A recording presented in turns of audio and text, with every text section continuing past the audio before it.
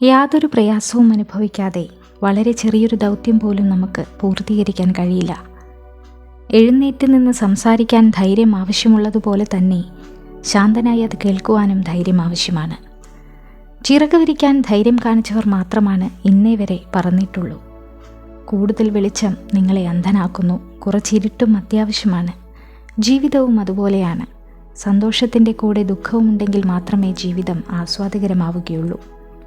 വിചിത്രമായൊരു കാര്യമല്ല ജീവിതം. അതിലേക്ക് കടന്നു വരുന്നവർ മാത്രമാണ് വിചിത്രമായിട്ടുള്ളത്. കടൽ കണ്ടു എന്ന് പറയുന്ന മിക്ക ആളുകളും കണ്ടത് തിരയും തീരവും മാത്രമാണ്. അതുപോലെ ആർക്കും ആരെയും പൂർണ്ണമായി മനസ്സിലാക്കാൻ പറ്റിയെന്ന് വരില്ല. സ്വന്തം ലക്ഷ്യം കൃത്യമായി തീരുമാനിക്കാൻ കഴിയാത്ത ഒരു വ്യക്തിക്കും ജീവിതത്തിൽ വിജയിക്കാൻ കഴിയില്ല.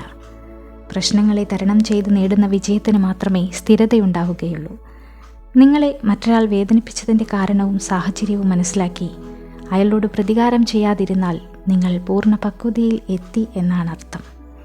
പരാജയപ്പെടാൻ സാധ്യതയുള്ളതിനെ നേരിടാൻ നിങ്ങൾ പദ്ധതി തയ്യാറാക്കിയില്ല എങ്കിൽ തീർച്ചയായും നിങ്ങൾ ചെയ്യുന്നതൊക്കെ വിഡ്ഢിത്തമായി മാറുന്നു. ജ്ഞാനിയായ മനുഷ്യൻ ജയിക്കാനായി പോരാടുന്നു. ഒരു വ്യക്തി എത്ര മിടുക്കനാണോ അത്രത്തോളം അവന് സുഹൃത്തുക്കളെ കുറയുന്നു. നമ്മളെ വിലകൽപ്പിക്കാത്തിടത്ത് പോകാതിരിക്കുക. കേൾക്കാൻ തയ്യാറല്ലാത്തവരെ മനസ്സിലാക്കാൻ ശ്രമിക്കാതിരിക്കുക. കാലാവസ്ഥയെപ്പോലെ കൂട്ടുകെട്ട് മാറ്റുന്നവരുമായി കൂട്ടുകൂടാതെയും ഇരിക്കുക.